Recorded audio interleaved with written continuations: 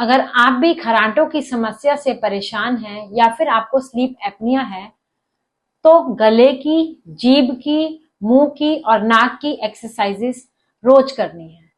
ये special exercises आपके sleep apnoea को और आपके खर्राटों को रोकने में मदद करती है। अधिक जानकारी के लिए, पर्सनलाइज्ड एक्सरसाइजेस के लिए दिए गए नंबर पर संपर्क कीजिए।